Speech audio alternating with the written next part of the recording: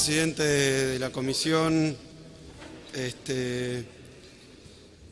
señores senadores, en primer lugar nuevamente agradecerles la atención para exponer en este caso lo que sería uno de los elementos que hay que tener en consideración para tomar la decisión en punto al acuerdo o no del Senado con el convenio que hemos firmado de avenimiento y solución amigable con Repsol, que lo que viene a saldar es la cuestión de la compensación por la expropiación dictada por este mismo Congreso. Yo, al respecto, la verdad es que quiero hacer algunas pequeñas consideraciones, sobre todo vinculadas a la cuestión de las magnitudes que recuperan de alguna manera la historia de lo que ocurrió en la empresa, brevemente, porque esto ya lo hemos expuesto aquí, ha sido considerado y ha sido aprobado en su momento el proyecto de ley que nosotros llamamos Ley de Soberanía Hidrocarburífera, cuyo probablemente punto de mayor importancia en términos estratégicos, además de las cuestiones generales vinculadas al autoabastecimiento de la Argentina, entre los puntos centrales se encuentra indudablemente la recuperación del control por parte del Estado Nacional de YPF Sociedad Anónima. Digo que esto se remite al control porque, tal como comentaba el doctor Zanini, la decisión tomada por el Congreso de la Nación no fue estatizar la compañía en un 100%, cambiarle su forma jurídica, modificar sus estatutos, dejarla como una sociedad privada en el sentido de accionistas privados, sino que fue el camino más complejo desde el punto de vista de la decisión y su implementación, que fue decidir la expropiación del 51% del paquete accionario de YPF Sociedad Anónima y también YPF Gas, correspondiente a la tenencia de su anterior accionista mayoritario y, por tanto, accionista controlante, que era la empresa Repsol española. Esta expropiación tiene entonces características peculiares con respecto a otras. Recién, cuando el ingeniero Martín hacía su exposición, recordaba también a otro trabajo fundamental, señero, del Tribunal de Tasaciones para el caso de la tasación de la empresa Aerolíneas Argentinas, cuando fue también expropiada, que en ese momento el valor de la compañía totalizó, con un procedimiento que sigue los lineamientos que el propio tribunal tomó como válidos para la tasación de acciones o de propiedades de empresas en marcha, que totalizó alrededor de menos 900 millones de dólares en el caso de Aerolíneas Argentinas. Lo menciono porque el ingeniero Martín, además de hacer esta exposición, lo tuvo que hacer apretadamente porque acaba de regresar de haber hecho una defensa ante el CIADI por parte del gobierno argentino en la causa o en la discusión por el precio justamente de Aerolíneas Argentinas.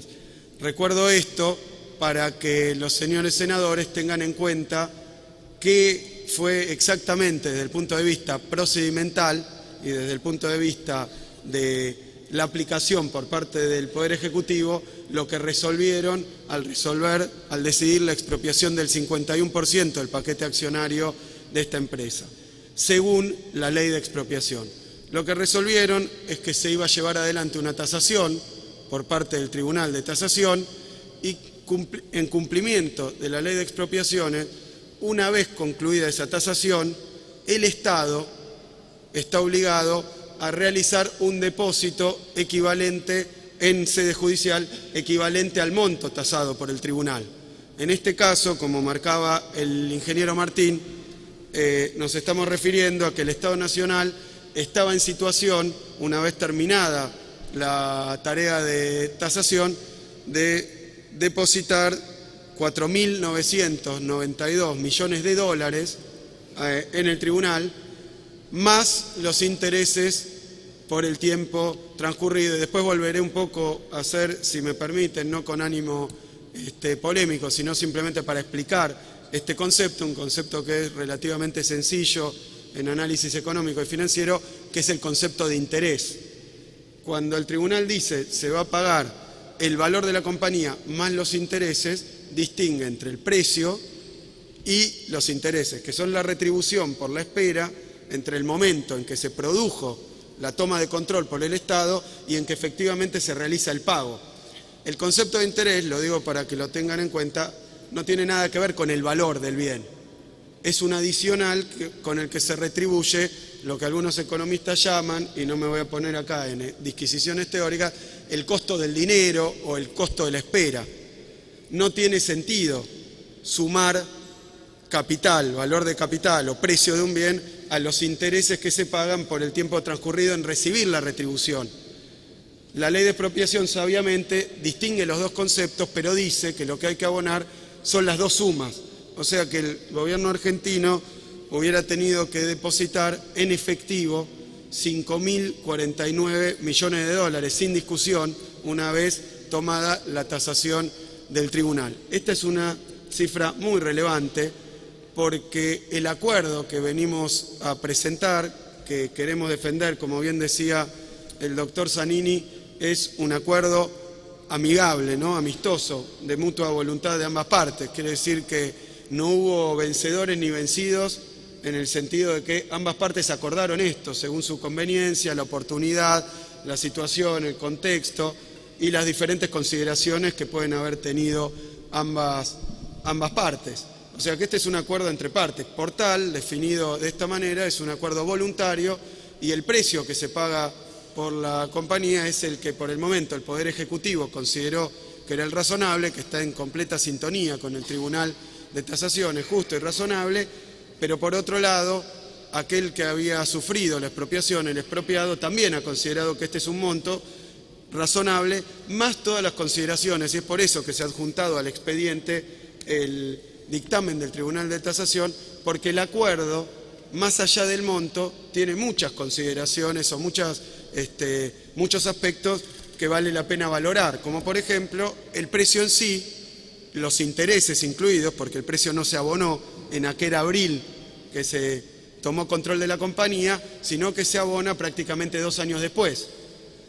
Por ese lapso de tiempo se adiciona un pago en concepto de intereses con una tasa de interés que me permito, en nombre del Ministerio, aclarar que ante la consulta el Ministerio tomó como tasa de interés 0,61, la del Banco Nación, para los depósitos en dólares durante ese periodo. ¿Por qué? Porque en realidad no hay una sola decisión a tomar, pero hecha la consulta, lo que decidimos es aplicar similar criterio al que se aplica para las sentencias judiciales, pero que se toma en pesos, la tasa del Banco Nación. Entonces tomamos la tasa de interés en dólares, así que activa exactamente, que es de 0,61, que es lo que estaba pagando el Banco Nación. Cualquier otra tasa de interés, por ejemplo, la que abonan los títulos argentinos o la que descuenta el mercado cuando vende, eran otras tasas para considerar, que son muchísimo más altas. Esta es la que se tomó y dio, como recién mencionara el ingeniero Martín, aproximadamente 5.050 millones de dólares en efectivo. Esa era la situación. Nosotros teníamos que pagar, el Estado argentino tenía que constituir un depósito por 5.050 millones de dólares para el pago de la expropiación. Pero aquí no termina la historia. Le pido, señores senadores, que tengan en cuenta que esto, y tomando como parámetro, por ejemplo, lo ocurrido en Aerolíneas Argentinas, no es el final de la historia de la expropiación. Porque una vez que se produce el depósito, aquel que fue expropiado puede coincidir o no coincidir con la cifra. En cualquiera de los dos casos es titular ya de ese depósito, es decir, que se hace del dinero. Pero si no coincide, si no está de acuerdo con esa cifra, se inicia un juicio de expropiación en sede judicial, donde se discute la cifra con el expropiado. Entonces, hay muchos factores para tener en cuenta. En caso de haber hecho el depósito sin el avenimiento de Repsol, lo que hubiera pasado es que Repsol recibía esa cifra y después podía accionar jurídicamente, judicialmente, en el marco de la ley de expropiación para discutir si la tasación era correcta o incorrecta.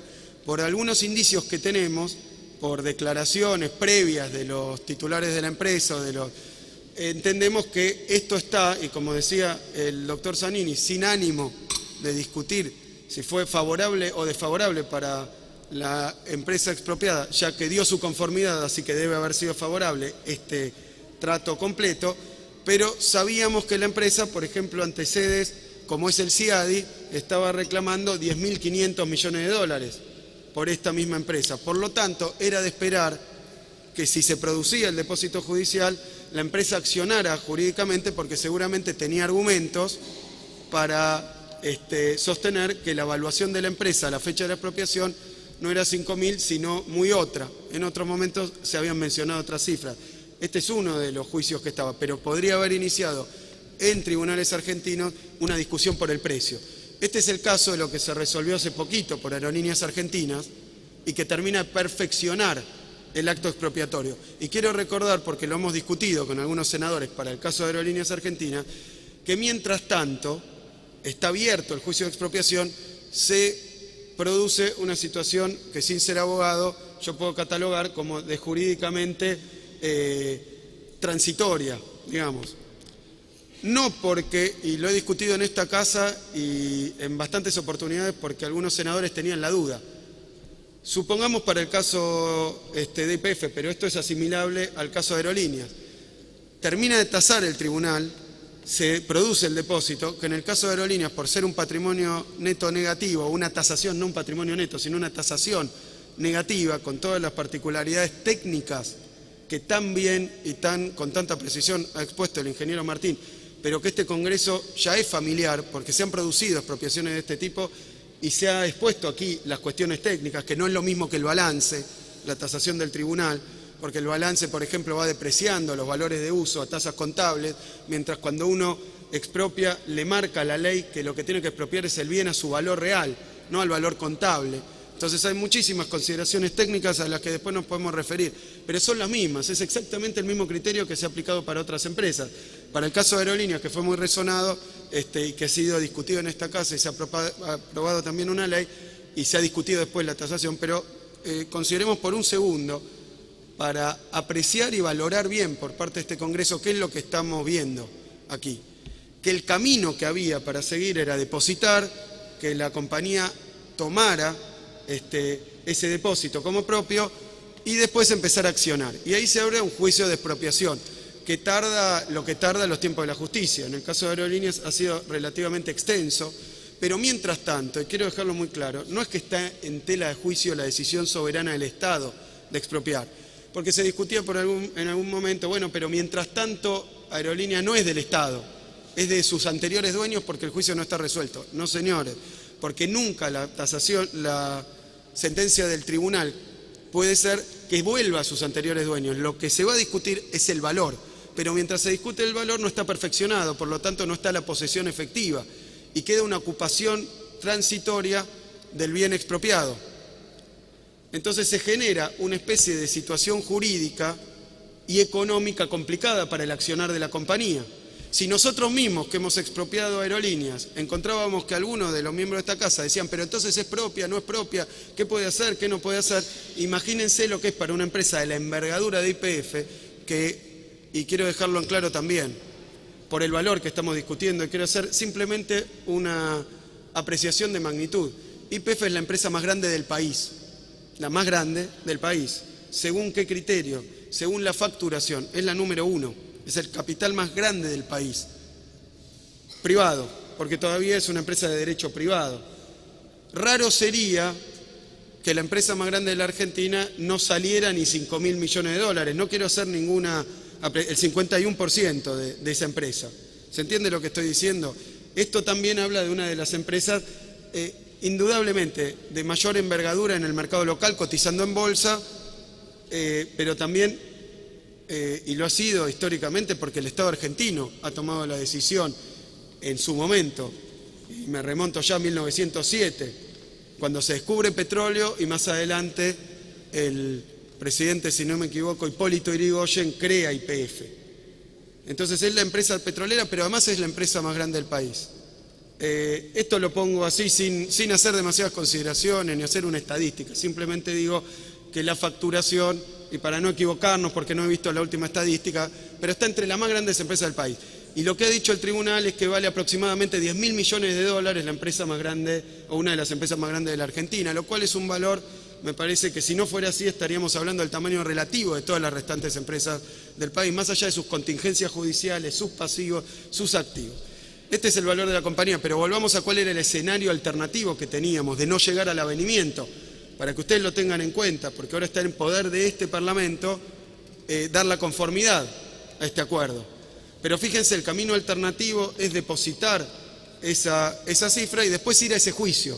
Ese largo juicio que, bien llevado por la parte contraria, puede ser un juicio también penoso para la compañía en su actividad, porque puede dejarla en esta situación donde, como no está concluido el proceso expropiatorio, caben dudas, aquel que no es jurista, aquel que no conoce nuestra legislación, de quién es la empresa mientras tanto. Es de quien la expropió, porque no hay ninguna duda, nunca vuelve al expropiado.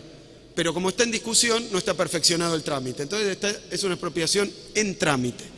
Y ahí vamos a discutir si esos 5.000 que ya estaba en manos de la empresa eran 5.000 o era más.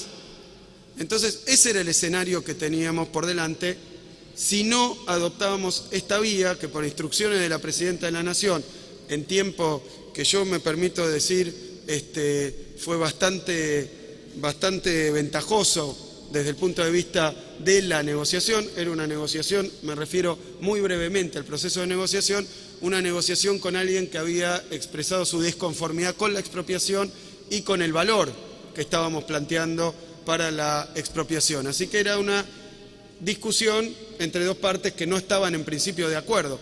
Y para tomar las declaraciones de la época de la expropiación estábamos muy lejos uno de otro, porque en algún momento se había hablado por parte de directivos de la empresa de cifras gigantescas, 18.000 millones de dólares, 15.000 millones de dólares por el bien expropiado, por esto que estamos discutiendo hoy. Así que las partes estaban bastante alejadas. Fuera de eso, nos encontrábamos en un momento en el que había abierto, y me voy a referir a esto, la parte expropiada, una serie de procesos judiciales en sede argentina, en sede extranjera, contra YPF Sociedad Anónima, contra el Estado Nacional y contra los socios de YPF Sociedad Anónima. En el transcurso de este tiempo, desde aquel abril de 2012, había abierto 31 causas para, de alguna manera, expresar su disconformidad, que era el centro, con el proceso expropiatorio. No quiero cargar las tintas sobre esto, porque esto, una vez aprobado el acuerdo, es tiempo pasado. Perdón, senador Solana. Vamos a esperar que termine la exposición y después viene el ingeniero Galucho y después vienen las preguntas. Entonces, después le contesto gustoso cualquier inquietud. Entonces, estábamos ante esa situación, ese escenario, que no es un escenario planteado por el Poder Ejecutivo, lo es, en todo caso, en un proyecto del Poder Ejecutivo aprobado por el Congreso de la Nación. Es una ley que marcaba cuál iba a ser el procedimiento de expropiación, que tiene estas circunstancias que acabo de comentar y estos pasos que acabo de comentar. Y ese tiempo estimado para la expropiación, para que se concluya la tasación, se presente y se abone, ronda los 2 años. Es decir, que nosotros estamos relativamente cerca de ese momento donde, siguiendo una de las vías posibles, pero la quiero marcar porque ha ocurrido en otros casos, teníamos que hacer el depósito y someternos a una causa, a un proceso judicial para determinar si ese valor de tasación era adecuado o no. Las dos partes presentan, y acá quiero hacer una breve nota técnica acerca del proceso de evaluación de empresas. Sé que el grueso ustedes no son especialistas en evaluación de empresas, yo tampoco lo soy. La verdad es que es una técnica, una profesión y una cuestión conceptual muy compleja. Ustedes sabrán, muy compleja, la tasación de empresas. Y no digo del Estado cuando expropia con un privado. Digo cuando, por ejemplo, se realiza una transacción entre privados y hay que fijar un precio. Porque una empresa en marcha es muchas cosas a la vez. Es a la vez su situación patrimonial. O sea, tasarla por su balance. Pero todo el mundo sabe que las empresas no se venden por su balance. No se venden por su balance. No se venden por su balance en general porque también hay otro elemento importante en las tasaciones privadas, que es la perspectiva que tiene esa empresa más allá de su patrimonio neto, que son su debe y su haber, o sea, su activo y su pasivo, y sus contingencias que en general figuran por normas contables aceptadas aquí y en el exterior como parte del pasivo, aquellas contingencias judiciales, ambientales o de cualquier tipo que pesen sobre la empresa. Esa es la tasación que figura según el patrimonio neto. Pero yo no tengo memoria, por la experiencia y por lo que he leído, de que ninguna empresa se haya vendido por su valor patrimonial de libros. Pero, digo, hay otra forma de tasación, también muy utilizada en el mundo privado, que es por el valor de sus acciones. El valor de capitalización bursátil se llama esto. Pero el valor de capitalización bursátil es un valor que tiene un problema. Acabo de mencionar cuál es el problema, uno de los tantos problemas de tasar una empresa en marcha por su patrimonio neto, o sea, su valor patrimonial, sus libros. Uno de los problemas centrales es que no refleja en realidad la potencialidad de la compañía, pero tampoco refleja el valor de mercado de los bienes, porque los valores contables no son valores de mercado de los bienes. Y para esto se aplican diferentes normas contables que hace poco han cambiado en la Argentina y que son distintas según cada país, pero son convencionales. Después se puede tasar una empresa por su valor en bolsa. ¿Eso cómo se hace? Se toma el valor de una acción y se multiplica por, en este caso, los 393 millones de acciones en circulación de YPF. Y en circulación es un decir, porque en realidad en la bolsa no se transan los 393 millones de acciones de YPF, sino algunas de ellas. Y como todo el mundo sabe, si alguien va y trata de vender juntas los 393 millones de acciones, probablemente derrumbe el valor bursátil. Entonces es un ejercicio bastante abstracto, porque en general no está en venta. Entonces esta tasación también es abstracta, porque, y sin ponerme a hacer otras consideraciones que si a alguien le interesa de ustedes puedo hacer acerca de los pormenores del significado de la evaluación bursátil con respecto a la otra forma de evaluación y el valor real de la empresa. Pero voy a dar un ejemplo. Los valores bursátiles, como todo el mundo sabe, primero atañen a las acciones que flotan, y además no es un método de tasación muy bueno para empresas que no cotizan en bolsa, pero es un método de tasación para las que lo hacen. Y ese valor bursátil está sometido a montones de factores, muchos de ellos vinculados, voy a poner la palabra acá para que quede claro, a elementos especulativos del mercado. Eso muestra que el valor de la acción de YPF, por tomar el caso, en bolsa es un valor fluctuante, muy maleable, caprichoso, para quienes pensamos que la bolsa, los mercados de valores no reflejan solamente elementos reales del andar de las compañías, sino montones de consideraciones más. Entonces alguien dirá, pero la acción de YPF valía tanto el día de la expropiación. Bueno, pero aquí traje un gráfico bastante prolongado del valor de la acción de YPF. Si uno toma eso como el valor de la compañía, lo que tenemos que decir es que la compañía vale más o menos todos los días. Suben y bajan su valor.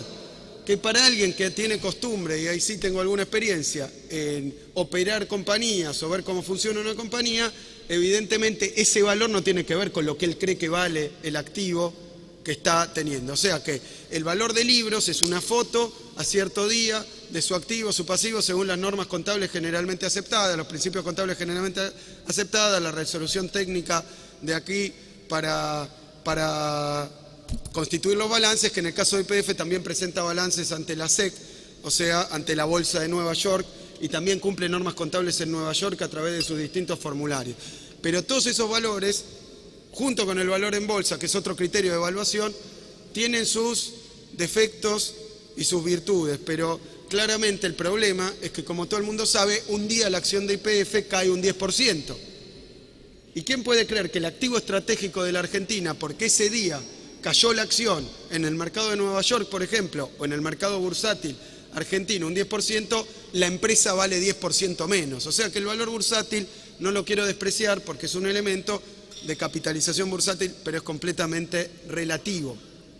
Y después tenemos otro método muy empleado por el sector privado cuando hace transacciones de venta, compraventa de activos, de acciones, que es el método del valor futuro descontado. Dicho de otra manera, las ganancias futuras descontadas, el valor actual de los beneficios futuros.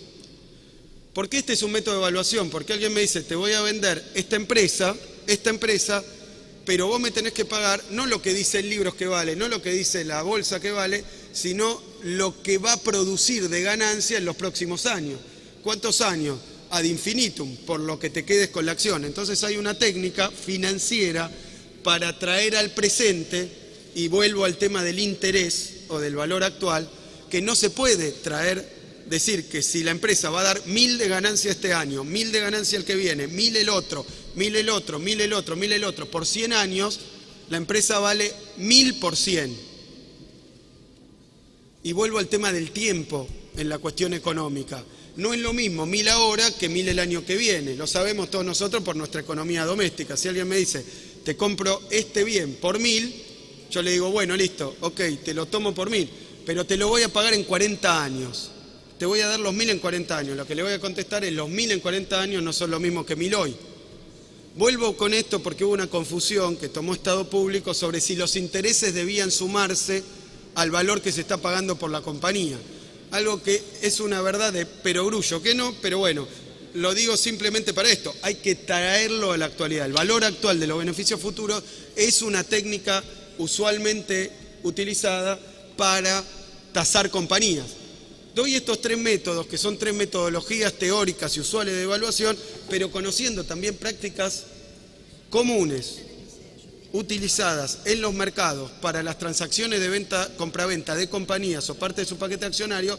Todos sabemos que se toman esos 3 factores, pero después se va y se mira a cuánto se vendió la última empresa de ese tipo, que es un elemento muy empleado, porque tratándose de una empresa petrolera, lo digo simplemente porque es un cuarto método de tasación que, si bien parece subjetivo, es tremendamente empleado en las transacciones entre privados.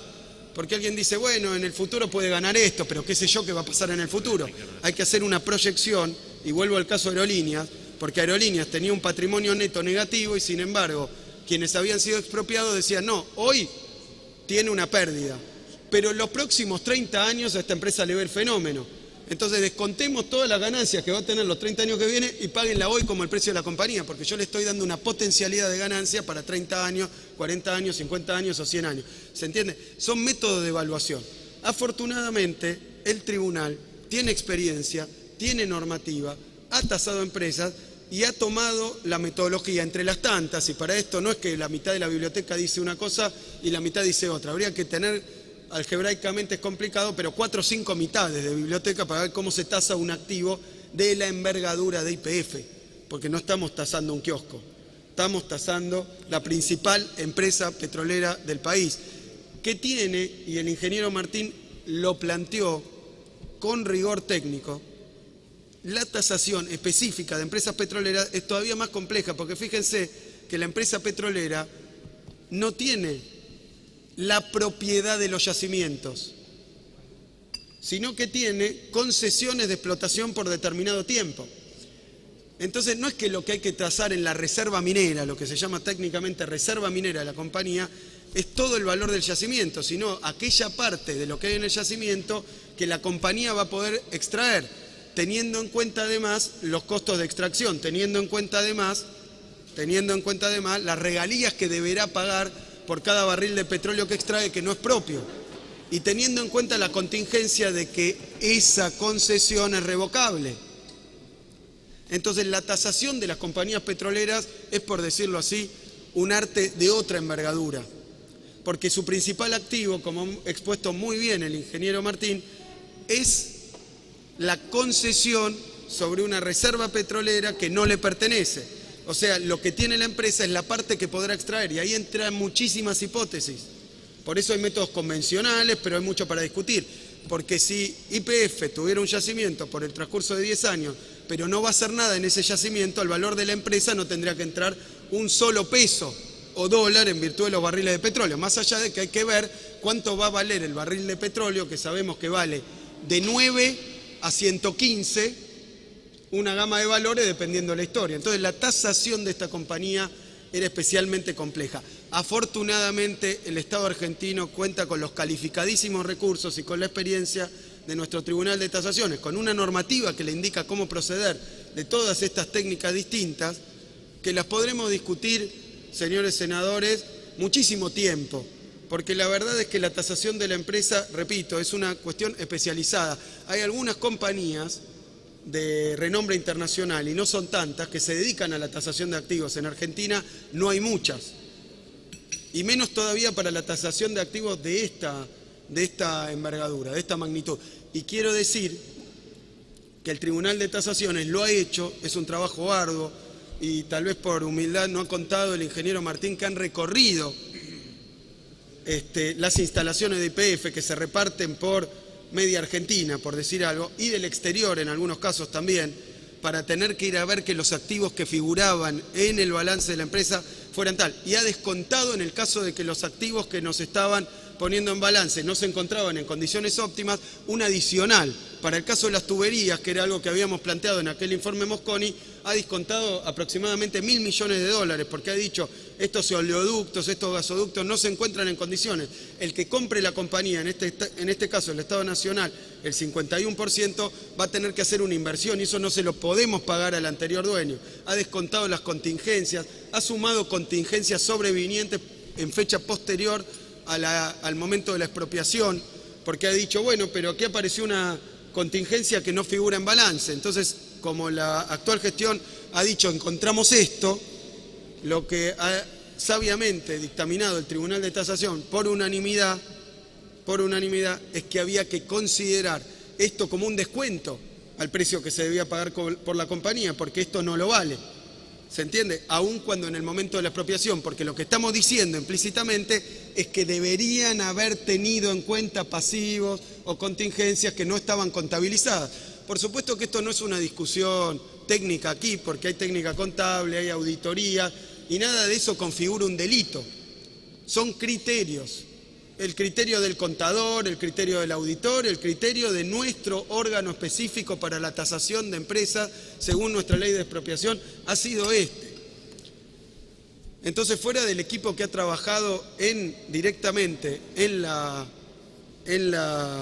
tasación y en el acuerdo, y que ha mencionado el doctor Zanini, para el cual tenemos que tener un fuerte agradecimiento, porque ha sido un equipo técnico que ha tenido del otro lado un batallón de estudios de abogados, de profesionales del exterior, de aquí, que ha venido a configurar este acuerdo, y de nuevo, tanto en la parte financiera, que respecta a la Secretaría de Finanzas del Ministerio de Economía, como a la parte jurídica, que es jurídico de economía, porque el sujeto expropiador, digamos, era el Ministerio de Economía, pero también a los profesionales de YPF, como ha dicho el ingeniero Martín, que ahora, al tener el control del Estado Nacional, han colaborado, en particular la parte jurídica con el doctor Cuesta, ha colaborado en el trabajo que se ha hecho técnico para la configuración de un acuerdo que entre privados ya era muy complicado. Imagínense el caso peculiar de que ahora es el Estado con un privado, imagínense el condimento adicional de que se trata del resultado de la aplicación de la ley de expropiación. Que de nuevo digo, el camino que nos marcó este Parlamento era ir hacia la tasación, posterior juicio, y si el juicio da favor por un tribunal que lo tome, da favor del expropiado, hay que depositar el adicional que falta. Y mientras tanto, la fragilidad jurídica de una expropiación no concluida y los problemas que le ponemos a nuestra YPF bajo control hoy por el 51% de las acciones del Estado Nacional y las provincias, el peso adicional que le damos, el tener que operar la compañía en una situación jurídica irresuelta todavía completamente, no perfeccionada. Dicho esto, acerca del proceso de tasación, simplemente quiero decir cuál es la conclusión frente a ese escenario. Yo creo, señores senadores, que hemos llegado a un escenario tremendamente más favorable, tremendamente más beneficioso por donde se lo mire. Que sea beneficioso, y lo repito porque quiero ser claro en esto, que sea beneficioso para nosotros no necesariamente significa que los hemos vencido, que hemos ganado y triunfado con nuestros criterios. Simplemente quiero valorarlo desde el punto de vista del Estado argentino, desde el punto de vista del país argentino y desde el punto de vista de nuestra nación y nuestro pueblo. Lo que hemos conseguido es cerrar ese círculo que se inició cuando la presidenta decide mandar la ley al Parlamento para su consideración, el proyecto, e intervenir la compañía. Y lo hemos cerrado de la mejor forma posible, porque hoy, si este Parlamento, la Asamblea de Repsol, aprueban el acuerdo, se ha cerrado pacíficamente, con una indemnización acordada entre ambas partes, con un acuerdo voluntario, con un desistimiento de todas las causas judiciales que pesan sobre la operación de la compañía, y dejamos una compañía limpia, trabajando, y desde el punto de vista financiero, para la República Argentina, en lugar de pagarla como parece que teníamos que pagarla, según la estamos pagando en cuotas, la estamos pagando a plazo. No digo si esto es bueno o malo para Repsol, digo que es bueno para los argentinos, que sabemos que erogar de reservas en este momento 5.000 millones de dólares, o más o menos en el orden de 5.000 millones de dólares, tiene efecto de muchos costados que no me quiero poner a apreciar, pero esto iba a ocurrir en los próximos meses, tener que depositar 5.000 millones de dólares, que eso salga al extranjero para que el expropiado los tome como propios y después entrar a un juicio de expropiación. Contra eso, y para decirlo en criollo, hemos pagado en cuotas la compañía. Y no la hemos pagado en 6 cuotas, no la hemos pagado en 12 cuotas, la hemos pagado hasta el año 2033. Que son muchas, claro, bueno, han aceptado, hemos decidido o decidiremos pagarla en cuotas. Eso la vamos a pagar en cuotas. Pero esa decisión es estratégica, y quiero valorar otro aspecto, y me permito correrme simplemente de la estrecha mirada que observa este acuerdo, si el precio pagado por YPF es un poquito mayor, un poquito menor, muy mayor, muy menor con respecto a lo que cada uno de ustedes puede tener en la cabeza que vale la compañía número 1 en facturación de la Argentina. Pero la pregunta es cuáles son todos los valores y los beneficios, porque estamos hoy en el Senado de la Nación, que trae a la República Argentina haber realizado esta operación de expropiación de parte del paquete, tomar el control de la empresa y además perfeccionar y concluir el trámite a través de un avenimiento amistoso.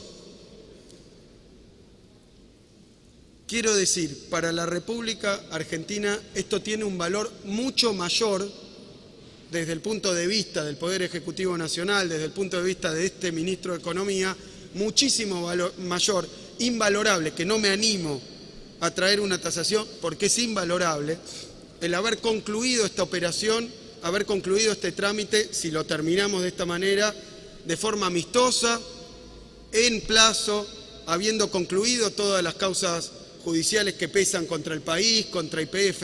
Entonces alguien hablaba, bueno, le van a dejar cuotas a pagar a los argentinos que vienen. Sí, van a quedar cuotas, van a quedar intereses a pagar, van a quedar amortizaciones, y va a quedar una empresa que da ganancia, que la ganancia es fehacientemente propiedad del Estado Nacional, así que se podría hacer ese cálculo de cuánta ganancia va a distribuir para tomarlo en términos de la empresa al Estado, y si eso alcanza o no para pagar los intereses. Pero tampoco ese es el valor que tenemos que sopesar, porque lo que debemos sopesar es que cada peso que YPF empezó a invertir en la Argentina, además del valor para YPF, tiene valor para la República. Entonces, ¿cuánto vale esta operación para el país? ¿Cuánto vale para nuestra economía? Haber concluido esto de manera amistosa, ya nadie puede decir que hemos realizado una expropiación que del otro lado está cuestionada y que no está concluida y que todavía falta ver cuál es el precio. ¿Qué peso, qué carga le hubiéramos dejado a las futuras generaciones? No digo al gobierno que venga, porque siempre el Estado, pero a las generaciones futuras, si todavía no sabíamos cuánto valía YPF. Si todavía faltaba que un tribunal fallara, si eran 10.000, 5.000, 7.000, 2.000, y estábamos con esa incertidumbre a pagar en efectivo el día que terminara aquel juicio.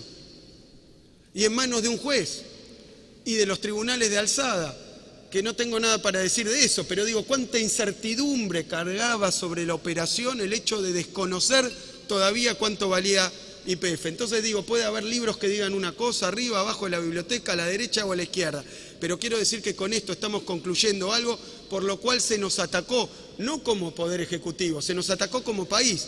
Expropian y no pagan, no hay precio cierto, no acuerdan, violentan la propiedad privada, violentan a la empresa que operaba en la Argentina, y esto es lo contrario a todas esas declaraciones que por supuesto que no son nuestras. Simplemente lo que estamos haciendo aquí es concluir ese trámite de expropiación que inició el Congreso de la Nación con un final feliz, en términos de que el otro, cuya psicología, cuyas valoraciones desconocemos, se ha venido y amigablemente ha decidido deponer todas sus cuentas, todas sus denuncias, ha decidido terminar, ya lo ha hecho con el juicio iniciado en el CIADI, ha decidido concluir con todo aquello que había abierto y ha acordado este precio y esta forma de pago. Pero de nuevo, ¿cuánto vale $1 que tal vez el dueño anterior en todo su derecho se llevaba al exterior, comparado con $1 invertido en el yacimiento de Vaca Muerta, o invertido en la provincia de Neuquén, invertido en la provincia de Chubut, invertido en la provincia de Río Negro, de Mendoza, o de todo ese formidable y ambicioso plan de exploración y explotación petrolera que tiene hoy YPF bajo control del Estado Nacional? ¿Cuánto vale ese dólar? Puesto en equipos, puesto en empleo, puesto en máquinas, puesto en actividad en las provincias contra un dividendo girado al exterior. Y eso es también parte de este acuerdo al que hemos llegado. Esto es parte central del acuerdo, porque esto no es simplemente la discusión de si el precio sí o si el precio no, si la cláusula sí, por supuesto que lo es, pero no es únicamente de si aquellos que negociamos, y podemos venir acá a decir que estamos tremendamente conformes con el equipo, cómo se condujo, con la confidencialidad, con la seriedad, con el profesionalismo, con la garra que se ha puesto para llevar esta negociación a favor de los intereses de los argentinos, pero también sabemos nosotros que lo que está en juego no era solamente este precio, no era solamente este paquete de bonos, no era solamente cada una de las cláusulas que atañen al paquete de bonos, era también que YPF diera por concluido ese camino, ese vía crucis que tuvo que llevar desde aquel momento que mencionaba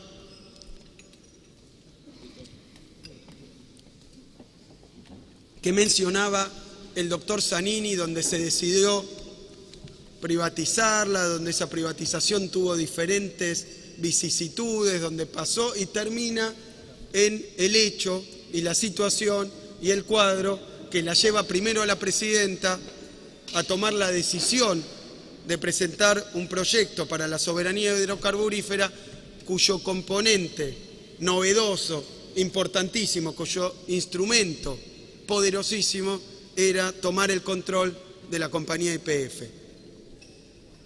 Es eso lo que estamos cerrando, es eso lo que hay que valorar.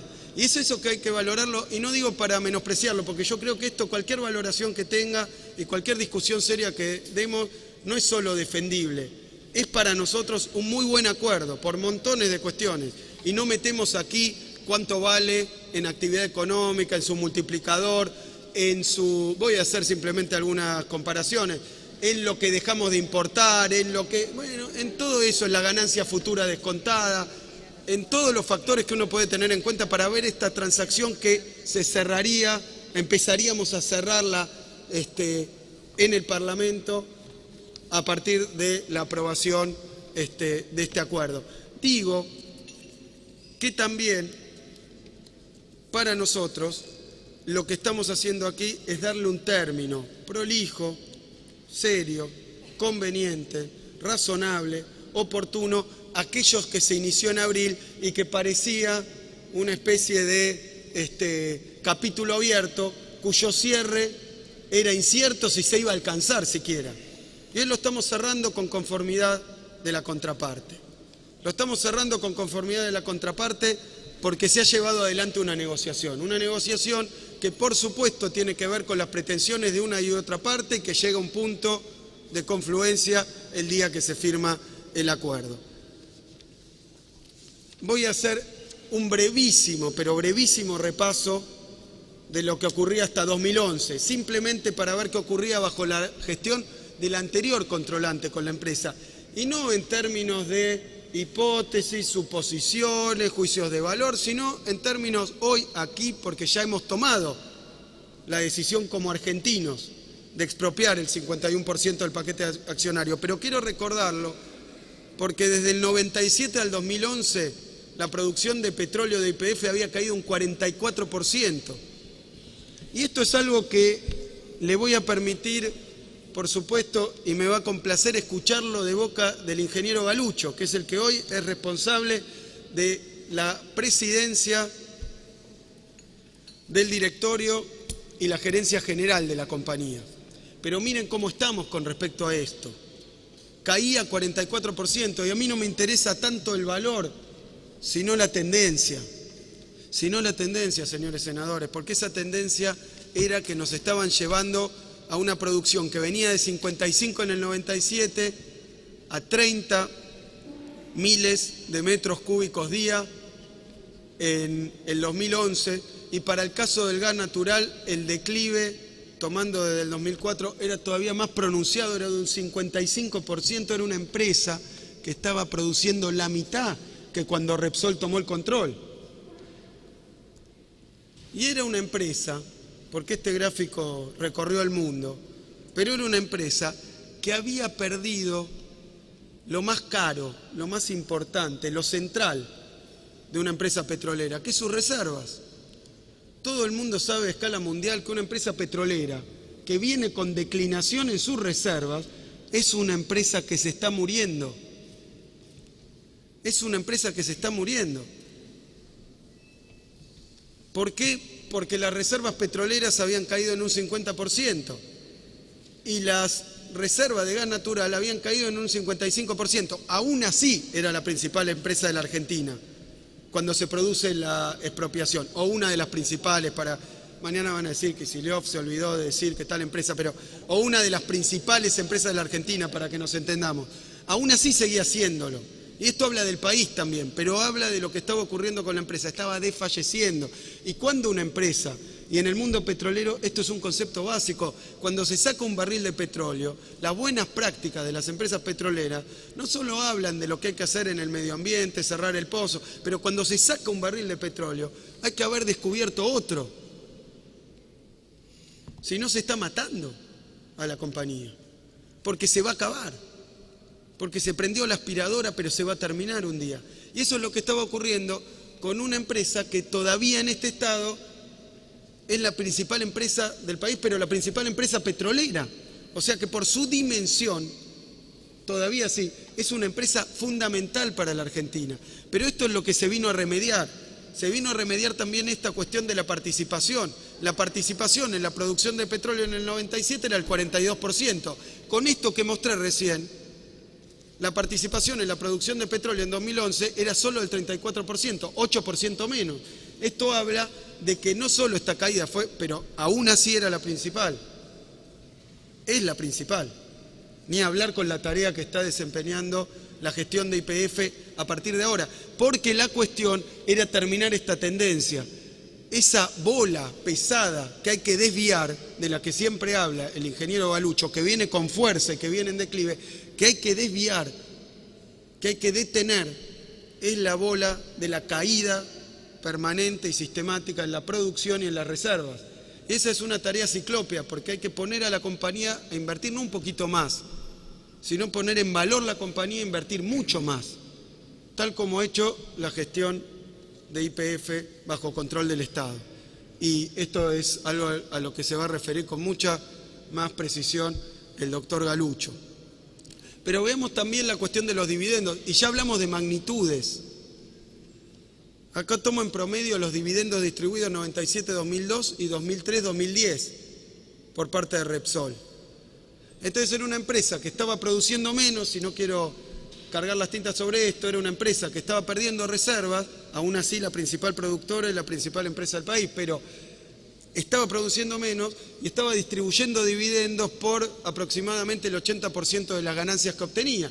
Y obtenía mucha ganancia, o sea que era una empresa, por eso lo tenemos que decir, por eso vale los 5.000 millones de dólares que dice el tribunal, porque era una empresa que aún así tenía ganancias formidables, tiene hoy ganancias formidables.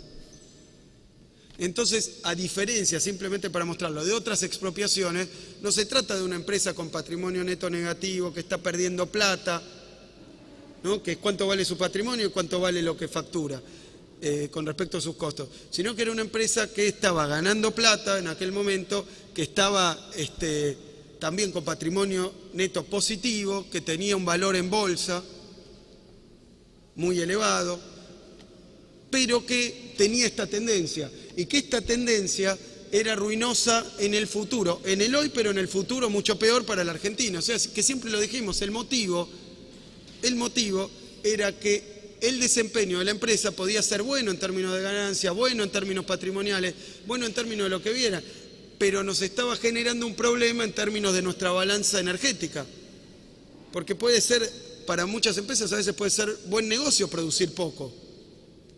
No es necesariamente, el punto óptimo de la producción es una decisión empresaria, pero puede ser, y lo era, malo para el país. Entonces, esta discusión es la que se tuvo en este Parlamento.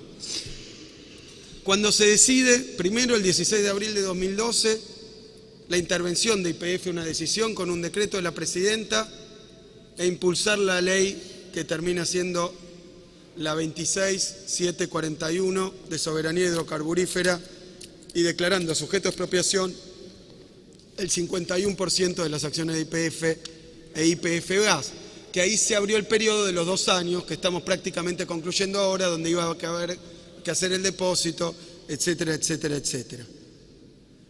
Aquí simplemente para el tema del valor bursátil de la compañía, es allá que está. Alguien está pasando por delante de la presentación. El valor bursátil, simplemente para que vean las oscilaciones, las fluctuaciones del valor de la acción de YPF, y mostrando el valor de 21.87 a junio del 93 de la privatización, el valor de 29 cuando Repsol adquiere la mayoría accionaria, el valor de la acción que toca su techo aproximadamente a fines de 2004, la caída posterior, todavía bajo gestión de Repsol, y ahí vemos en noviembre, esa caída que se produce, marcamos el valor de 18, que fue el valor de la intervención, pero marcamos también, para que vean la evolución, cuando se empezó a discutir, y esto hay que valorarlo muchísimo, porque los que dan el primer paso en toda esta historia, los que dan el primer paso son los responsables por aquellas provincias que pertenecen a la OFEPI, provincias petroleras, que en aquel momento declaran, hay una reunión de la OFEPI donde se juntan las provincias y declaran que no está cumpliendo con los compromisos de inversión la compañía y que se está estudiando la reversión de algunas de las áreas que tenían concesionadas. Cuando se empieza, ahí hay un desplome del precio de la acción, por eso tomar el valor al día de la expropiación o al día de la intervención para la acción, hay que tener en cuenta cómo se encontraba el valor de la acción antes de que ya se viera que había una disputa en torno al control de la compañía. Pero simplemente lo digo anecdótico, cada punto de este gráfico, donde uno toma, lo multiplica por 393 millones y le da un valor de la compañía. Pero la compañía a veces vale sobre la base de la acción a 28, a veces a 18, o sea, prácticamente el doble y la mitad valió en bolsa la empresa YPF. Así que este valor está sometido a todas estas consideraciones que había dicho, pero simplemente para que lo vieran. Y ahora quiero hacer algunas comparaciones ya más económicas con respecto a esos 5.000. ¿Por qué esos 5.000? Para representarnos, señores senadores, qué significa 5.000 millones de dólares con respecto a lo que vale para la Argentina y lo que vale como capital privado la compañía YPF. Doy un ejemplo. Y no quiero ponerme en cuestiones técnicas, después el ingeniero Galucho va a tomar números de balance, yo simplemente tomo algunos números que están en igual base. Pero digo, en 2011, YPF, bajo la gestión Repsol, invirtió en la compañía, de sus ganancias, del financiamiento que tomó, pero el valor de sus inversiones fue equivalente a 3.390 millones de dólares, año 2011. En el año 2013, el año concluido, Miguel, yo también soy miembro del directorio de YPF y sé que en el valor contable va a figurar 5.500 millones de dólares, pero tampoco va a figurar los 3.300 de Repsol, porque es una inversión realmente tomando en cuenta gastos que son considerables económicamente, no contablemente como inversión. Pero lo tomo en la misma base y lo que podemos decir es que YPF el año pasado invirtió 6.295 millones de dólares. Ya está hecho el negocio para la República, porque eso fue a nuestros pozos petroleros, eso fue a nuestros trabajadores como salarios, eso fue a nuestros empresarios de servicios petroleros, eso fue como recaudación de las provincias que recibieron parte de esta magnitud. Entonces, ¿qué negocio hicimos? Ya 6.000 millones, nosotros vamos a pagar hoy 5.000 millones por una empresa que ha invertido ya el año pasado 3.000 millones más, con el multiplicador de la inversión, que todo el mundo dice 2, 3, 4. ¿Cuánta riqueza le genera a la Argentina? Y no quiero decir, porque no es una cuestión de la discusión nuestra con Repsol, es una cuestión de la discusión nuestra con nosotros mismos. ¿Cómo debemos tasar esos 5.000 millones? ¿Contra qué? Contra una compañía que podía seguir invirtiendo esas magnitudes y que generando, en base a los litigios, a la situación incierta, restringía la capacidad de inversión que va a tener YPF el año que viene. O sea que ponía freno, y esto es con todos esos frenos. Y ya invirtió aproximadamente 3.000 millones más YPF. Eso es propiedad de YPF, pero ha tenido un efecto sobre la economía nacional, sobre la economía de esas provincias, sobre nuestra recaudación, sobre nuestro Producto Bruto Interno, porque la alternativa era que la diferencia entre la ganancia y las inversiones se fuera al exterior. Entonces el negocio para Argentina, y esto no es un problema de la compañía privada que era antes propietaria, es un problema nuestro. ¿Cuál es el escenario alternativo? ¿Cuál es la diapositiva que tendríamos que ver si no hubiéramos hecho esto? ¿Y cuánto nos sale YPF como Estado Nacional? Esos 5.000 millones, una de las cifras para tener en cuenta son los 3.000 adicionales que por decisión del directorio de YPF, con mayoría del Estado Nacional, se tomó invertir el año pasado. Podríamos sumar también el diferencial o el total de inversiones de los 2 años. Pero podemos hacer, y no me quiero detener en esto porque ahí está como la gestión estatal revirtió ya en el caso del petróleo, pero esto se va a referir el ingeniero Galucho, como revirtió en el caso del petróleo esa tendencia que parecía irreversible para la empresa, y lo era efectivamente durante años, durante más de una década. Y esto es lo que ocurrió en gas. O sea que ya no tenemos que hablar del futuro promisorio que le espera a esta YPF estatal y a los argentinos con YPF con mayoría estatal. Tenemos que hablar, y podemos hablar ya, de 2 años de gestión estatal para valorar esos 5.000 millones. Y entonces también tenemos que ver la actividad en equipos, la actividad en perforación, y a esto se va a referir el ingeniero Galucho, pero simplemente mostrar que la perforación que en 2011 utilizaba 25 equipos, ahora YPF está utilizando 62 equipos. Que los 49 equipos de workover del año 2011 hoy son 92, que los 32 equipos de pooling hoy son 36. Es decir, que la actividad económica y material de la YPF bajo gestión con control estatal ha sido un cambio del día y la noche. Y esto ya ha tenido ganancias, si quieren compararlo así, y de nuevo no traigo los cálculos porque son caprichosos, hipotéticos, no quiero decir lo que va a pasar el año que viene y en el otro, digo lo que ya pasó, pero digo, ¿cuánto ganó el fisco argentino? Ya, porque esta es la actividad de YPF. ¿Cuánto ganaron los trabajadores argentinos? ¿Cuánto los demás empresarios argentinos? Y ahora podemos hablar también de otras valoraciones, y sin ánimo de discutirlas, porque esta es la valoración del órgano responsable de hacerlo, pero sin ánimo de discutirlo, simplemente quiero decir que en junio de 2012 apareció un reclamo por 10.000 firme, por 10.500 millones de dólares. que nos podía ir bien o mal en el CIADI. Podíamos pagar o no pagar al CIADI, después con todas las consecuencias que esto trae. Consecuencias no buscadas por este Congreso en su conformación actual, pero resultado de aquello que ocurrió en la década de los 90, que dijo que esta expropiación o que esta transacción puede ser discutible ante tribunales internacionales, particularmente el CIADI, y también el Tratado Bilateral de Inversiones, que es un tratado vigente, aprobado por este Congreso en aquel momento, con el Reino de España. Pero después tomemos a diciembre de 2012, el 51% de las acciones de YPF a diciembre de 2012, para tomar un valor más o menos fuera de esos vaivenes tan abruptos, era de 7.053 millones de dólares. El de capitalización bursátil, que acabo de atacar y decir que no es válido, pero que es un parámetro para comparar. De la misma manera, esto ocurre de esta manera porque Repsol valoriza en su balance, y lo tenía que hacer, como Repsol era propietario de las acciones, en su balance, en el balance no nuestro de YPF, sino de Repsol, figura cuánto vale la empresa, el activo del que es propietario, y el 51% estaba tasado, perdón, era este número, no el bursátil, ahora voy al bursátil, estaba tasado en el balance, en los libros de Repsol, a 7.000, ahora, a diciembre de 2012, pero hasta ahora, a 7.000 millones de dólares, que era lo que para aquella compañía valía las acciones estas de YPF. Es por eso que en febrero de 2014, y en el marco de esta discusión, la empresa Repsol, sin ánimo de hacer valoraciones, simplemente anuncia a la bolsa que tiene que registrar en sus libros una pérdida por el equivalente a 1.700 millones de dólares.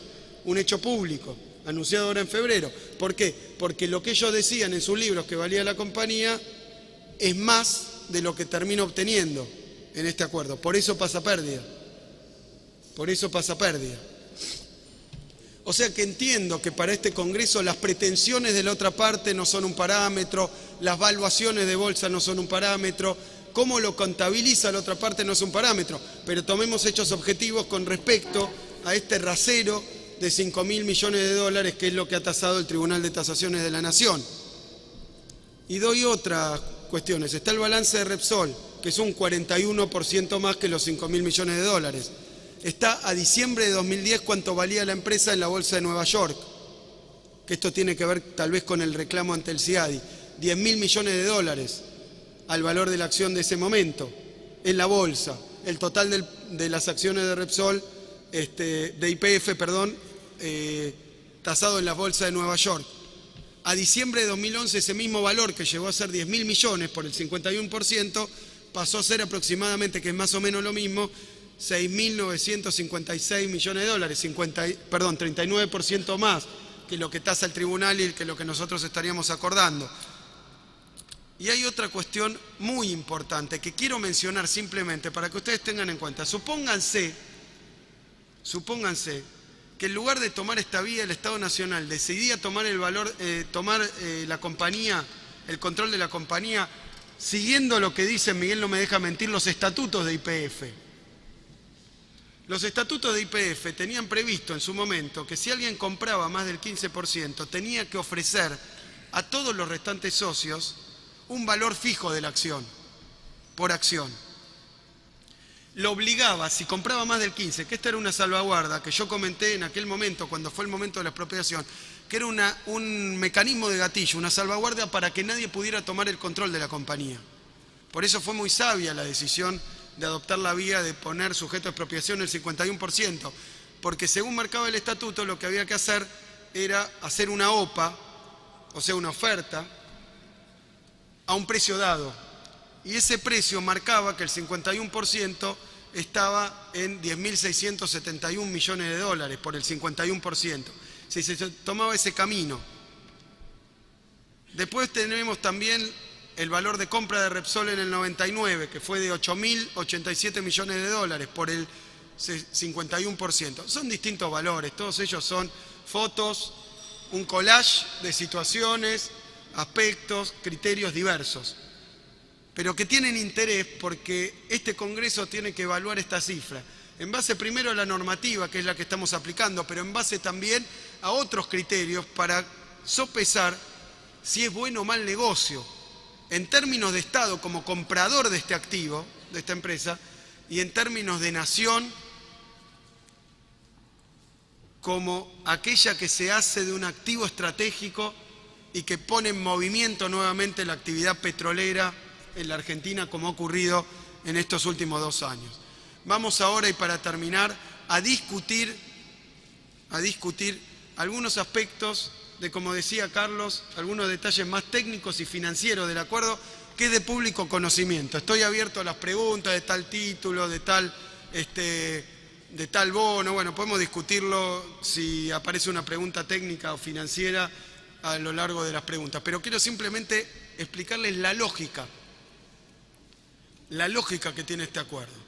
En primer lugar, hay que compararlo, por supuesto, con lo que marca la ley de expropiación, el pago contado efectivo e incierto, porque después está sometido a discusión, así que los dos factores son importantes, una vez concluida la tasación. Se deposita, pero además se espera, si el otro no está de acuerdo, a que se dictamine cuál es el valor y se vuelve a depositar en efectivo esa suma.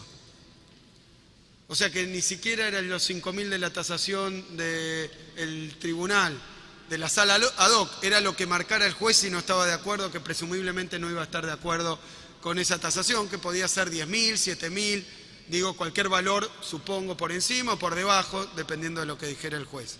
Pero además el contingente de ese juicio para la República. Y además los costos secundarios, laterales, del hecho de que estuviera en disputa esta cuestión para el Estado y para la compañía. ¿Cómo se decide pagar? Primero, se toma como valor cierto 5.000 millones de dólares, pero se toma la primera decisión por parte del Estado Nacional, y Carlos Zanini recién comentaba algunas alternativas de esta discusión, algunas de ellas. La primera propuesta que hicimos es, en lugar de pagar en efectivo, por estas cuestiones que todos conocen, de erogar 5.000, que para cualquier país del mundo, más allá de su estado de reserva, financiero, el futuro, erogar 5.000 millones de dólares para un Estado en efectivo es una erogación muy significativa y tiene montones de correlatos en el mundo financiero, en el mundo económico. Así que en vez de hacer eso, dijimos paguemos de otra manera. Otra manera, una primera posibilidad que se exploró, fue pagar con activos. Pagar con activos, o sea, ofrecerle una posibilidad a la empresa de recibir activos y seguir operando en el país, invertir una parte en efectivo en el país. Bueno, tienen pormenores que no hacen al caso porque esto ya es el pasado, porque esta alternativa no prosperó. Pero era una forma de no pagar en efectivo contra lo que decía la ley de expropiación. La otra forma que teníamos nosotros y que la propia ley de expropiación alberga entre sus posibilidades es acordar otra forma de pago, pero no bajo el criterio de llegar a un acuerdo, sino acordar otra forma de pago. Pero quien no está de acuerdo con el precio, difícilmente esté de acuerdo con una forma de pago que no sea el efectivo. Entonces acá había que discutir el monto y la forma de pago. ¿Cuál fue la forma de pago? Pagar con títulos, para que se entienda, pagar en cuotas, pagar a plazo, pagar a término, pagar en base a un pagaré. Porque definitivamente, dar un papel, un título público, soberano, todos los nombres, pero es un pagaré. Lo que está haciendo la República es extender, en lugar de dólares, contantes y sonantes o pesos, darle un papel que dice, yo te pagaré en determinado momento tal cifra. Y ahí está una cuestión que mencionaba el doctor Zanini, pero que yo quiero poner mínimamente en consideración, nada más para anticiparme, porque he escuchado que ha habido alguna discusión pública. Yo mismo he intervenido a nivel de la discusión pública ante medios de comunicación de si este precio que estamos diciendo era el precio o no era el precio. Y yo escuché algunas opiniones bastante cuestionables, y de nuevo sin ánimo de ofender, que no se basan en absolutamente ningún concepto económico existente. Es un disparate económico, pero quiero mencionarlo simplemente para que quede claro. para que quede claro. Nosotros decidimos no pagar en efectivo y pagar a plazo. Cuando uno no paga en efectivo y paga a plazo, además del pago, que es el principal, se llama, el capital, el precio en este caso, suele tener que pagar algo que los economistas llamamos tasa de interés. ¿Qué es para el que paga? Algo que representa un costo adicional, pero un costo adicional que le trae la ventaja de no pagar a plazo. Todos sabemos lo que es la tasa de interés. Pero si yo pago algo que vale 5.000 y en lugar de pagarlo hoy, que es lo que dice en la batea, pago a 1 año, a 2 años, a 3 años, no tendré que pagar los 5.000. Tendré que pagar 5.000 más interés, pero el interés no es el precio. Yo creo que hasta ahí estamos todos de acuerdo. El interés no es el precio, ni debe considerarse parte del precio. Porque yo escuché que algunos sumaban la cifra del capital, del precio, más el interés y decían, no se está pagando 5.000, se está pagando 10.000, 15.000, 30.000, 40.000, lo que quisieran, porque sumar interés a precio, y permítanme la palabra, es tal burrada conceptual que no tiene dimensión, no se puede. Porque por supuesto que el que decide no pagar al contado y paga a plazo, paga un interés, pero porque tiene una conveniencia no pagar al contado que se computa con la inconveniencia de tener que pagar una tasa de interés. Pero bueno, esto es tan obvio, es de primaria. Entonces, no voy a discutir. Lo único que quiero decir, para no discutir estos números que no tienen sentido económico, pero simplemente para no discutirlo, digo que bajo ese concepto, ¿qué decían? Y para no tener que discutirlo aquí, porque no vale la pena. Nosotros decíamos, pagamos 5.000, pero como pagamos a plazo, se paga con un interés. Y alguien se tomó el trabajo, con una imaginación frondosa, de sumar todos los pagos de interés y decir, no se paga 5.000, se paga no sé cuánto, que era la suma de todos los intereses que eventualmente había que pagar. Y entonces decía, no están pagando eso, están pagando mucho más. Bueno, esto ya lo explicité, no es así. El precio es el precio, el interés es el interés. Cuando uno se compra un electrodoméstico lo sabe, puede pagar en efectivo, a veces dice no quiero, no puedo, y entonces incurre en un ejercicio que consiste en ver cuál es la tasa de interés, si le conviene o no le conviene, y paga después el precio, pero en cuotas, más un interés, que muchas veces aparece como parte de la cuota. Un título público es lo mismo, en vez de pagar los 5.000, se le dan títulos por 5.000 y se pagan los 5.000 en cuota, más los intereses de esos 5.000, con una tasa. O sea que yo estoy dispuesto a discutir si la tasa es buena o mala. Lo que me parece que no podemos hacer es sumar esa tasa, esos montos durante toda la vida útil de los títulos. Y digo ¿por qué? Porque llegamos al absurdo, que ya es infantil, de decir, por eso, que ya es infantil, de decir que si yo consigo un plazo mayor, que todo el mundo compartirá conmigo, que es mejor, si yo en lugar de pagar los 5.000 hasta el 33, los pagaré, yo hice una cuenta tonta para traerla acá. Convengamos que a todos dirían, qué bueno, consiguieron pagar en 100 años YPF. En 100 años, miren, en 100 años consiguieron. Alguien diría, qué bueno, porque en lugar de pagarlo el año que viene, o el otro, o todos juntos, se va a pagar en 100 años, con un bono que se llamaría Bonar 2113, en 100 años. Pero entonces, si uno hace esa cuenta ridícula que yo decía antes, pagando en las condiciones de este bono, algún genio podría decir, no, es pésimo negocio, porque estarían pagando, acá tengo la cuenta, 47.000 millones de dólares, si la pagamos hasta 2100. ¿Se entiende qué estoy haciendo? Digo, ejercicio, pago los 5.000 en 100 años, y pago intereses por 100 años. Entonces alguien me diría, usted es un tonto, ¿qué ha hecho? Ha comprometido al Estado a pagar 47.000 millones de dólares, no 5.000, 47.000. Y entonces ahí vendría la discusión de sordo de no, pero espere, estoy pagando 100 años, no es mal negocio, es buen negocio. Pero se entiende, el que sumó esos 10.000, y tengo acá, pero no me quiero poner a polemizar, algunos que sumaron eso para decir que se estaba pagando más que 5.000 porque se paga a plazo.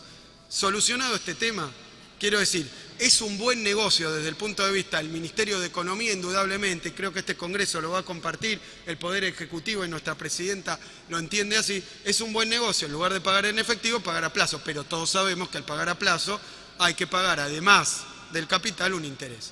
No se puede sumar, esto ya es obvio, y no cambia el precio. Nada más que ese precio, al extenderse en cuotas y agregarse el interés, termina siendo más pagos, pero es menos para aquel que no quiere pagar en efectivo.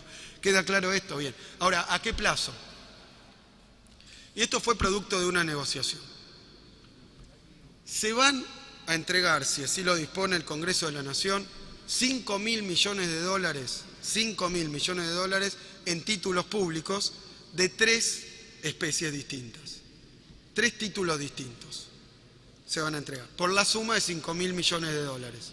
Ese es un paquete que yo lo llamaría paquete inicial, que totaliza 5.000 millones de dólares, que son esos 5.000 que no estamos pagando en efectivo hoy. 5.000 millones. ¿Qué títulos? Me detengo en esto y después algunas complejidades que voy a tratar de simplificarlas, pero puedo discutirlas a cualquier nivel de detalle. De los gatillos y las circunstancias financieras que se han previsto. 5.000 millones de dólares.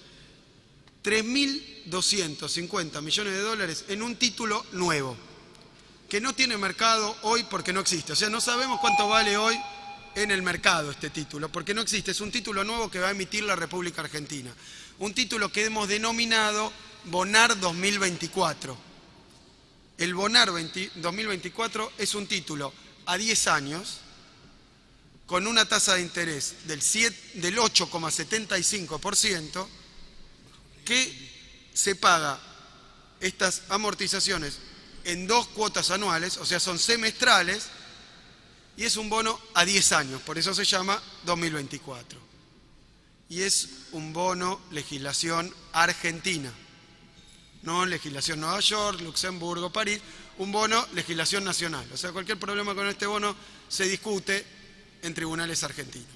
Un bono legislación nacional, pero denominado en moneda extranjera con esta tasa de interés. Ese es el grueso, 3.250 millones de dólares. Y después le voy a explicar cuestiones que hacen a la negociación de este tipo. Si yo le digo a alguien, no te voy a pagar en efectivo, sino que te voy a pagar con un pagaré, con un título, con un bono a 10 años, la otra parte que va a decir, o no me gusta el monto, o no me gusta la tasa, o no me gusta el bono. Bueno, ahí ya empiezan discusiones más financieras dependiendo de la especie.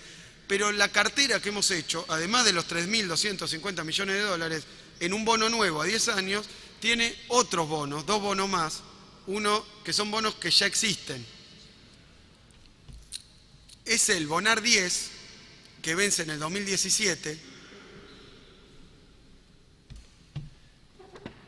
y es el Discount 33 que vence en el 2033. ¿Qué es que vence? Que se termina de amortizar en el año 2033. Las tasas son 7% anual y 8,28 anual. Acá hay un montón de complejidades que después puedo explicar, pero estos 2 bonos, el Bonar 10, que vence en el año 17, por un total de 500 millones de dólares. El Discount 33 por 1.250 millones de dólares. Si uno suma los 3.250, los 500 y los 1.250, le da los 5.000. ¿Qué consigue este paquete? Primero, extender los plazos. Segundo, bajar la tasa con respecto a nuestro bono a 10 años. ¿Sí? Extender en el caso del 33 por 1.200 millones, reducir en el 17 algunos años, pero bajando la tasa al 7% anual. Es un paquete que financieramente es interesante. Y desde el punto de vista, seamos justos, del que lo recibe, estos 2 sí son bonos con mercado. También legislación nacional, pero con mercado. O sea, son bonos que hoy tienen cotización todos los días en el mercado. Importante para lo que viene después. Pero ¿se entiende esta diferencia? Ese lote de bonos, 3.250, es un bono que solo por el momento va a tener Repsol, que va a poder después comercializar, sea en pedazos, sea con un banco, sea en el mercado secundario directo, sea en el mercado de títulos argentinos. Bueno, podrá comercializar, pero hoy no tiene mercado, o sea, no tiene precio de mercado. Me tengo muy poquito sobre la cuestión esta del precio, que es técnicamente compleja, pero la quiero explicar también. ¿Qué problema hay? Que esta cartera de bonos, que dice 5.000, porque el Estado va a tener que pagar en términos de capital 5.000 y de intereses, lo que haya que adicionar, hoy en mercado, como es de público conocimiento, no vale 5.000. Lo digo de otra manera. Si alguien tiene, no 1.200 millones de dólares de Discount 33, tiene 20.000 dólares en valor nominal de Discount 33, como explicaba el doctor Zanini, después va al mercado y los trata de vender. Y no le dan 10.000 dólares. En el mercado le reconocen menos. En el caso de algunos bonos argentinos, ese descuento sobre el valor nominal, en el caso de algunos bonos, ha llegado a 65%. En el caso de los bonos en default, por ejemplo. ¿Se acuerdan? Aquellos incluso que hoy tienen los holdouts. se compran y venden en el mercado, pero no al valor nominal, a mucho menos del valor nominal. O sea, el valor de mercado de ese bono es mucho menor. Hay bonos que lo tienen más o que lo tienen menos, pero van siguiendo una curva que es la llamada curva de Argentina, dependiendo de montones de factores. Por eso comentaba el doctor Zanini que en el medio de esta negociación ocurrió que los bonos argentinos fueron castigados por algo que castigó la deuda de todos los países emergentes, que fue aquel momento donde el gobierno norteamericano decide recortar su plan de estímulo. ¿Se acuerdan? Hace pocos meses. Esto era en el transcurso de esta negociación. Pero entonces los bonos de Brasil, los bonos de México, los bonos de todos los países llamados emergentes, los de China, cayeron en su cotización. Entonces, ¿qué problema había? ¿Cuánto valen estos bonos? Ya descarté el hecho de que valgan lo que dice y se va a pagar en todos los años que se va a pagar, más el interés que se va a pagar. Eso no puede ser. Pero ¿cuánto valen? Tampoco valen su valor nominal para el que los recibe. Y esto es cierto y claro. O sea, si quieren realizarlos, tienen un problema, que es que tienen que realizarlo a precio de mercado. Y ese precio de mercado fluctúa, es más y menos, y para la deuda argentina, para los bonos que hoy se transan en el mercado argentino, es menos. Entonces, y me permito decir, aproximadamente, en algún momento, esta cartera de bonos, que una parte es teórica, porque ese bono al 24 no tiene hoy un valor cierto en el mercado, así que se extrapola el valor de dos bonos, es un trabajo técnico más o menos usual, y se dice cuánto valdría en mercado hoy si esto se tomara como tal deuda argentina y tal, cuánto valdría. Y entonces esta cartera, valuada en un periodo largo, llegó a valer a veces, esta de 5.000, cerca de 3.300 millones de dólares, a veces 4.500, dependiendo de la fluctuación del valor de los títulos. Pero se entiende lo que estoy diciendo, que el valor nominal no es el valor de mercado. Entonces se agregó este segundo paquete. Lo que se le dijo es: no te vamos a dar efectivo, vamos a pagar a plazo con estos instrumentos, pero además reconocemos que estos bonos en mercado no valen 5.000.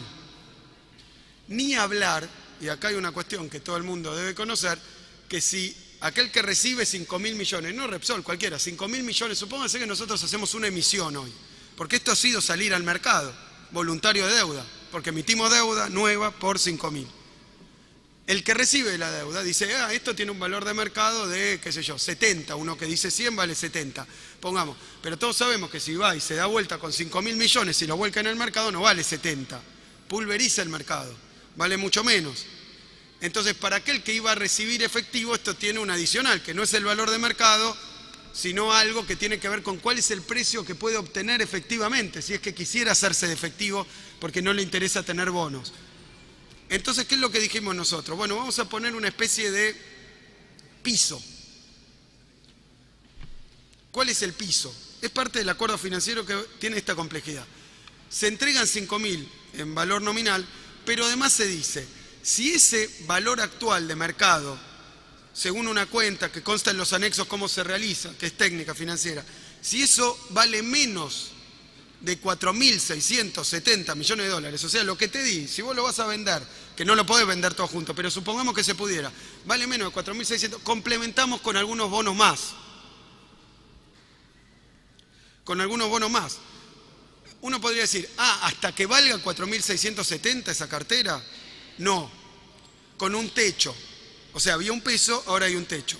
No vamos a emitir deuda, o no vamos a tener autorización para emitir deuda por más de 1.000 millones de dólares adicionales en valor nominal, hasta alcanzar un valor de mercado de 4.670. Dicho de otra manera, si esa cartera valiera 4.500, hay que completar 170, ¿con qué se completa? Con otros bonos que en valor nominal no pueden superar 1.000 millones de dólares, porque podría ocurrir en una contingencia que ignoramos que la deuda cayera muchísimo, valiera 30, por ejemplo, un título que dice 100, entonces habría que emitir deuda por 15.000 millones de dólares más para llegar a este valor de mercado. Entonces se ha puesto un techo, y ese techo es 1.000 millones de dólares en 3 bonos.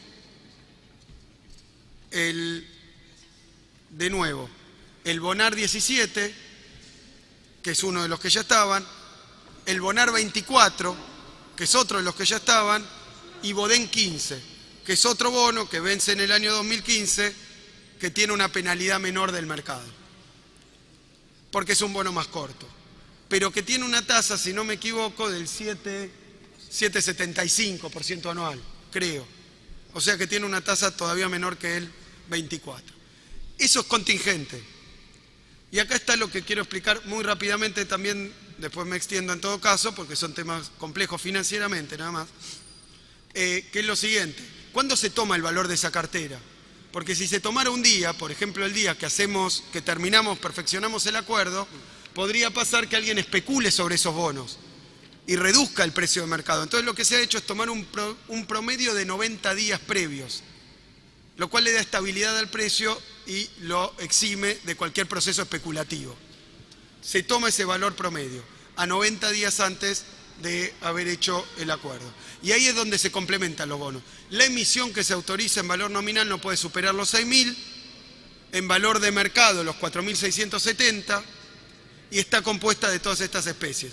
Porque de nuevo, cuando uno va a pagar 5.000 pero no lo paga en efectivo, lo paga en bonos que tienen su valor nominal, sus intereses, su valor de mercado, su valor técnico, su valor actual, pero en todo esto se llegó a esta conclusión. Y un punto central para terminar. ¿Qué hace Repsol con esos bonos? Recibe esa cartera de bonos y lo que puede hacer evidentemente es venderlos, porque no se obliga a la empresa a quedarse los bonos hasta el final, hasta el finish, hasta la terminación. Los puede vender, pero ¿con qué particularidades? En primer lugar, si lo vende, como decía el doctor Zanini, si lo vende y vende por un lote mayor a 300 millones de dólares. ¿Por qué nos preocupamos por eso? Porque eso puede mover la aguja del mercado y entonces vender muchos bonos y bajar el precio de mercado de ese bono. Entonces, si vende por más de 300 millones, cualquier venta por más de 300 millones, nos da derecho a nosotros a comprar monto equivalente a precio equivalente. Con lo cual, esto es un desincentivo a malvender, porque si malvende por 300, malvende por 600. Y si es más abajo del valor de mercado, nosotros podemos comprar y vender en el mercado y hacernos la diferencia. ¿Se entiende el gatillo que estamos poniendo? Y esto es lo que la parte financiera estudió tan en detalle. Cómo hacer que esta emisión, como siempre que uno piensa en una emisión, no le afecte su mercado. Entonces en esto asociamos al quien tiene los bonos para que la cotización no sea baja. Por otro lado, otro techo, otra garantía para nosotros, que es que nunca Repsol puede cobrar más de 5.000 millones. ¿Qué quiere decir esto? Que con los bonos se pueden hacer dos cosas. O quedárselo, ir cobrando, no los intereses, que ya dijimos que no es precio, sino las amortizaciones, y se podría quedar con estos bonos. Supongamos que se emite en el peor escenario de la cotización de nuestra deuda que no depende de nosotros, 6.000 millones de dólares. Supongamos, en un escenario contingente. Entonces, el que se quede con esos bonos hasta el final va a cobrar el equivalente a más de 5.000. Bueno, eso no lo puede hacer, o sí lo puede hacer, pero en el momento en que llega a 5.000 cobrados, devuelve los bonos que le quedan. O sea, si se quedara con los bonos y va cobrando, cuando llega a 5.000 se acabó y devuelve los bonos. ¿Por qué? Porque lo que llegamos a que el precio cierto era 5.000, no más. Y no es un negocio especulativo, entonces no puede ganar con esto. Y otra posibilidad, que no se quede con los bonos, sino que los venda. Entonces cada venta se discrimina qué parte de la venta es capital, qué parte de intereses, y se resta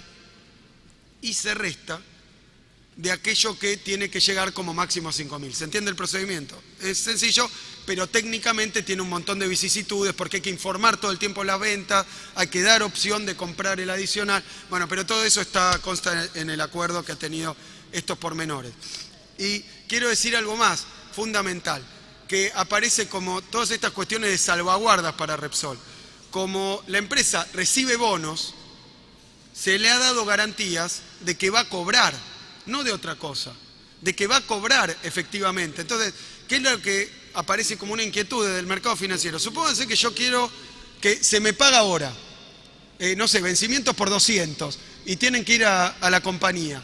La pregunta es, ¿no lo puede embargar a eso alguien? ¿No puede interferir alguien en este cobro? ¿No puede interferir alguien y quedarse con parte del cobro? Y entonces a mí, que no me han pagado en efectivo, me han dado título, además no recibo los cobros en todo ese plazo de tiempo, porque la operación, la venta, termina de realizarse, condición pro solvendo, el día que se paga el último dólar correspondiente a los 5.000. Entonces, mientras tanto, lo único que le estamos asegurando es que no pueda venir nadie a tomar esos pagos, que no sean embargables esos pagos, los pagos, que no sean embargables, porque si no nos dicen, puede venir un juez argentino y decir que esos pagos no le van a llegar a la compañía, y entonces yo recibo los títulos y después no recibo los pagos. Esto es brevemente la cuestión financiera. Quiero simplemente hacer un comentario más sobre esto. Los 5.000 millones de dólares, tomando datos ciertos de lo que ocurrió en estos 2 años, es equivalente a lo que se ahorró el país, no por esta transacción, el país, al no importar el gas que no hubiera producido la gestión anterior si hubiera seguido declinando como venía declinando. Con todas estas salvedades, que son hipótesis, si seguimos la trayectoria, nos ahorramos 1.220 millones de dólares en importaciones de gas porque la gestión de la compañía lo produjo y revirtió esa tendencia, ¿se entiende? Ya nos ahorramos 1.200 millones de dólares como Estado de no haber tenido que salir a importar. Ya nos ahorramos 2.000 millones de dólares de dividendos no distribuidos si la gestión anterior hubiera distribuido como venía distribuyendo. Eso no salió para la nación en dólares. Y por último, la valorización de la acción desde el momento en que se tomó la decisión de intervenirla, ya lleva 1.691 millones de dólares. Soy consciente de que esta cuenta es arbitraria en el sentido de qué sé yo, pero es muy fuerte en términos de números, porque 5.000 millones es mucho. Pero los 1.200 que nos ahorramos de gas también son mucho. Los 2.000 que no se giraron al exterior también son mucho. Como es mucho la revalorización del capital que tiene ahora la Argentina por las acciones que posee, tal como se ha revalorizado en el mercado bursátil por la acción de YPF a partir de la gestión estatal. Es por eso, y termino aquí, es por eso que desde el punto de vista financiero hay mucho para discutir, también hay otras cuestiones de alguna garantía, hay mucho para discutir, lo podemos discutir, no los quiero aburrir ni arrollar con todos estos datos técnicos, simplemente les quiero decir que desde el punto de vista financiero tenemos que comparar esta transacción con una transacción en efectivo, con otras las que se les ocurran en pago a plazo, con otras composiciones de cartera, con otras salvaguardas en términos de valor de mercado.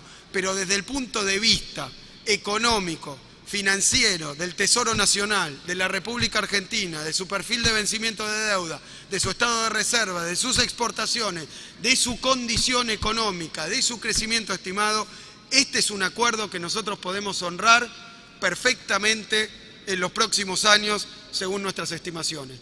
Es plausible, es ventajoso desde el punto de vista financiero, nos viene mucho mejor que pagar en efectivo, nos da una perspectiva que va a ser saldada con creces con las ganancias que le va a generar como empresa, pero también al país, considerando lo más amplio, que es como tenemos que apreciar este acuerdo, el hecho de haber tomado esta decisión y haberla terminado, si lo hacemos de esta manera, prolija, clara, transparente, con los números sobre la mesa, con conformidad, con desistimiento de todas las acciones emprendidas, que son 31 en el caso de Repsol, contra la República Argentina, sus socios e YPF. Con todo eso terminamos esta operación con un monio, con un final feliz, está concluido, está pagado a plazo y tenemos una YPF de las que le va a hablar ahora el ingeniero Galucho, que ya está produciendo para los 40 millones de argentinos. Muchas gracias.